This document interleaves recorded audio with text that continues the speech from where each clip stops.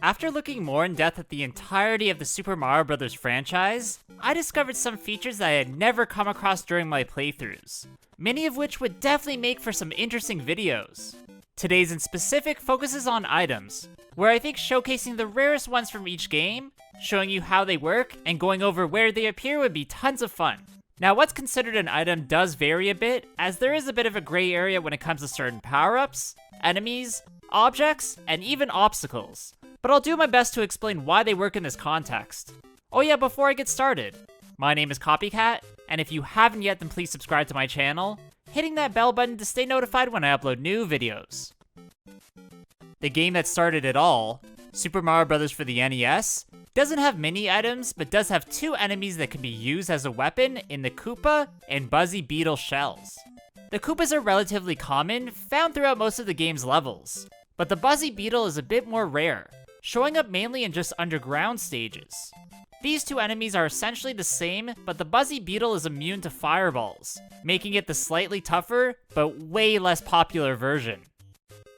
One entry that's packed full of unique items is Super Mario Bros. 2, where one of the rarest is the Magic Carpet, found only in 3 of the game's levels. These are ridden by the Pidgeots, that at first control the carpet swooping down from the skies to try and damage you. However, once they're removed, you can use it for yourself, but only for a short period of time as it eventually disappears. Another item I want to talk about that doesn't show up much is the Turtle Shell, which acts kind of similarly to the Koopa Shell, although it's plucked from the ground. Also, when you throw it, it doesn't return if it hits off a wall, actually just destroying itself instead. One cool thing about Super Mario Bros. 3 is that certain items can actually be used in the game's overworld, where the rarest is definitely the Magic Whistle, which leads you to a warp zone, and of course to a different world. Only 3 of these are found throughout the entire game. One by crouching on this white block in World 1-3, then progressing to the end of the level where you'll find a Toad House. Another in World 1 Fortress, where you have to fly to the top of the stage to discover a hidden treasure box. And finally in the overworld map of World 2, where breaking this brick with a hammer reveals a new area where defeating a Fire Bros will give you one. The very first handheld game in the series is Super Mario Land for the Game Boy, which has one very rare item that many people might not even know about in the lift blocks, found in only 2 places in the entire entry. This is within Worlds 1-3 and 3-2, where triggering to reveal them, then riding on top of these blocks allows you to reach higher up areas on the screen to collect coins and 1-up mushrooms. These are very, very well hidden, only found by bonking an invisible block, so it makes sense why these can be so easily missed during your playthrough. Super Mario World for the SNES actually has a few rare items I want to look at, starting with the 3-up moon, which gives you 3 lives when collected. There are 7 of these to be found, 1 in each world of the game, always tucked away in a spot that's hard to get to and not somewhere you'd usually platform around. On top of this, you'll usually need to be in cape form as they're near the top of the screen, adding even more difficulty of grabbing this elusive item. One that's so rare I didn't even know about it until writing this video is the Yoshi Cloud. Uncovered once you eat 2 pink berries in a row, which can only be done in Cookie Mountain, Forest of Illusion 1, Forest of Illusion 3, or the Groovy Special level. This will spawn the cloud out of a random Yoshi egg, where collecting all 10 of its equally rare bonus coins it spits out will trigger it to throw a 1-up mushroom. These pink berries are laid out in pretty tough areas, so it's understandable why this is so easily missed. The final and most rare item of this game, as there's exactly 1 found in its entirety, is the Magic Ball, that when touched ends the level you're playing. This is found in the Sunken Ghost Ship level right at its end, and is a strange way to finish up a stage, but then again, the stage itself is strange, so maybe it's fitting. The second handheld game in the series is Super Mario Land 2, released for the Game Boy in 1992, where without a doubt, one of the most difficult to find items from it is the 3-up heart. That's because you can only get it throughout the minigames, specifically in the crane and ladder ones, of course granting you 3 lives upon its collection. These minigames are accessed if you hit the bell in the level very close to the goal, which allows you a chance of getting this rare thing. Super Mario 64 for the N64 was the very first 3D game in the franchise, and oddly in it, one of the rarest items is the Koopa Shell, where in this title you surf on top of them, allowing you to easily defeat enemies and gain access to areas you otherwise wouldn't be able to reach. These are found by either stomping on a random walking Koopa, or inside of a yellow block, but really don't show up much at all across a specific version of Mushroom Kingdom. Another item you don't see that often is the blue coin, that when collected automatically grants you 5 coins, which isn't that spectacular, especially due to how uncommon these are. Really, the only places you'll find them is if you defeat a Mr. Eyes, or trigger a blue coin switch block, but randomly in some cases enemies will actually drop them, but this doesn't happen often. The next game up in the series is Super Mario Sunshine for the GameCube, which contains one item that I honestly never even saw during my playthrough, in the water bottles. This collectible comes in 2 variants, the small only replenishing your flood with half its water, and the bigger version which completely refills it. Apparently both drop by enemies, but they disappear incredibly quickly. These are so hard to find that I had trouble even getting footage of them for this video, and apparently were supposed to be used way more in the game, but were taken out for some reason at the last minute. I'm not sure why that was, so if you know, let me know in the comments.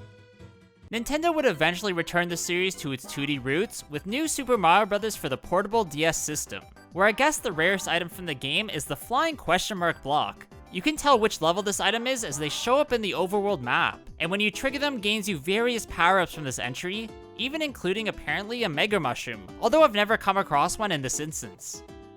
Up next is the space-based Super Mario Galaxy entry, which has one standout rare item I want to showcase in the watermelons, as they only appear if you do one specific thing. That's if you've collected 9,999 star bits, which for some reason transforms coconuts into watermelons, acting literally the same where if you spin into them, you can use them as a weapon. I really couldn't find a clear answer to why exactly this is the case. Maybe it's a meme from Super Mario Sunshine, but I'm assuming only Nintendo knows. The second game of the new Super Mario Bros. Sub-series came out for the Wii in 2009, and has a couple items I want to look at, starting with the Square Cloud, found only in World 4 or 5. When you bonk off this smiling block, it spawns a Lakitu that exclusively throws out coins, which is definitely a strange but kind of cool feature. Another item that only shows up in one level is the Koopa Clown Car, that's needed in your fight against Bowser Jr. in the World 6 airship. You need to use this flying vehicle to spin into Bowser Jr. and have him crash into the electric rails in order to defeat him. I sorta wish you could use this item way more throughout this entry, but unfortunately it's only found here.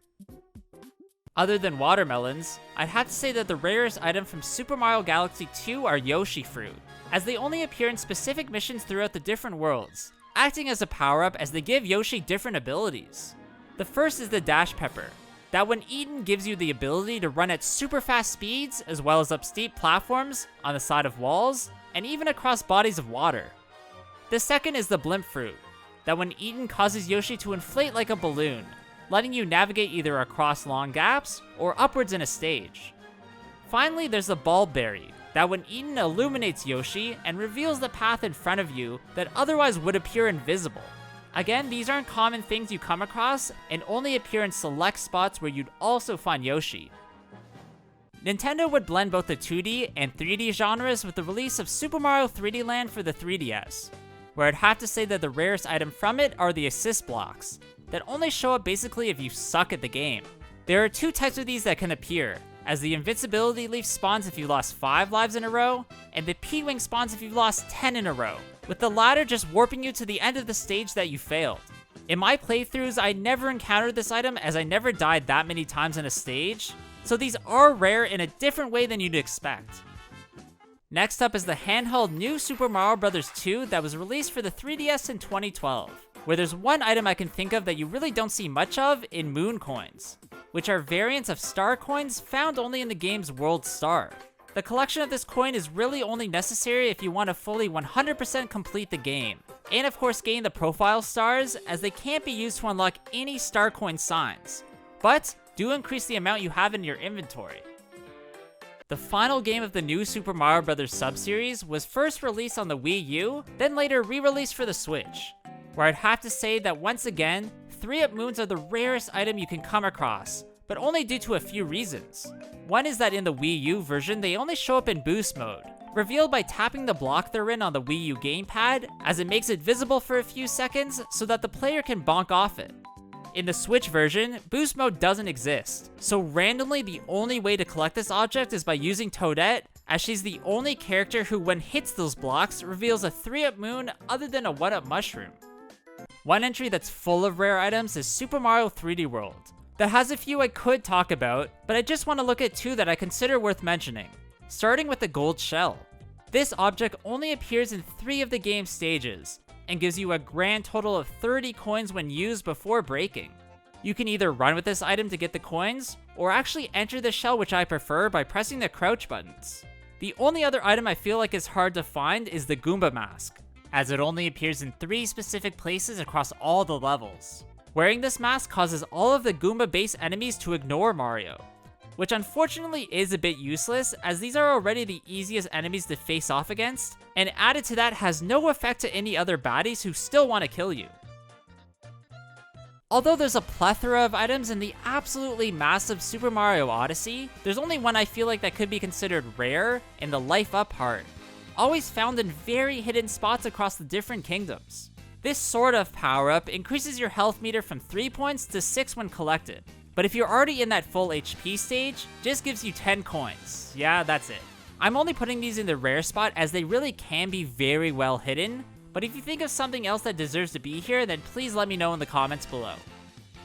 The final entry we're going to look at is the Bowser's Fury game mode, that was bundled with the release of Super Mario 3D World for the Switch, which has one item I want to look at that only shows up once in the Ice Skate. This appears only at the beginning of Slipskate Slope, and allows you to navigate the course, as using this item lets you travel over spiked areas, as well as defeats any enemies in your way. Alright, that's gonna be it for today's video, guys. I really hope you did enjoy this one. If you did, please leave a like, comment below what you thought about it, and of course subscribe to my channel. Also, please go follow my Instagram at CopyCatGamer. There I upload some cool clips and items for my collection that you won't see anywhere else. Hope you guys all have a good day, and I'll see you all in the next one. Bye!